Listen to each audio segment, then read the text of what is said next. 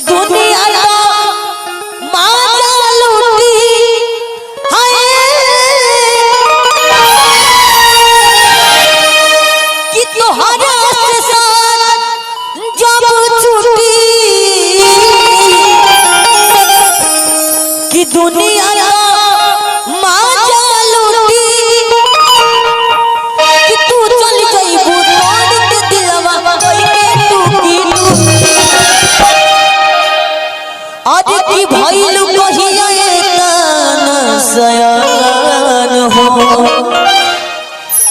शादी तय हो लगल जान हो भइलू कहिया एतना सयान हो शादी तय हो लगल जान हो आज तू चल जाइबू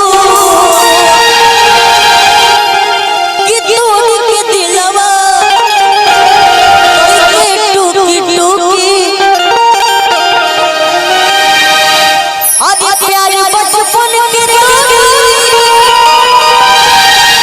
कि मुँह से मोड़ी तू तो कहत रहलू कि जब हमनी के जोड़ी कि प्यार थोड़ी सा सलीके के साथ आप ऐसा समाप्त कर दिया जाएगा है कार्यक्रम को। आप शांतिपूर्वक प्रोग्राम लीजिए।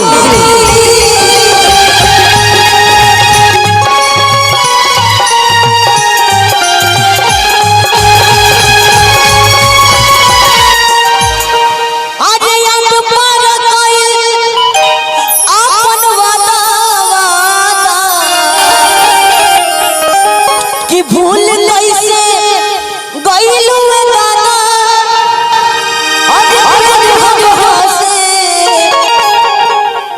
अरे करत रहलू अरे हर से तू ज्यादा अरे भइलू कहिया एतना सयान हो कि शादी तय होके लगल जान हो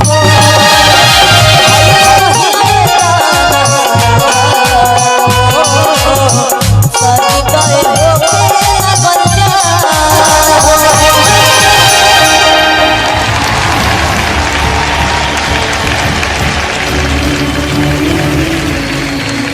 तुमने हिस्टोरिक परफॉर्मेंस दिया है। See what a wonderful singer you are। कि पूरा माहौल इतने स्ट्रेस में होने के बावजूद तुमने अपने सारे दुखों को भूल कर जिस शिद्दत के साथ परफॉर्म किया वो दिखाता है कि तुम में कितना पोटेंशियल है। वो पोटेंशियल तुम अगर छोड़ के जाना चाहती थी तो म्यूजिक के साथ बहुत नाइंसाफी होती। बहुत जबरदस्त।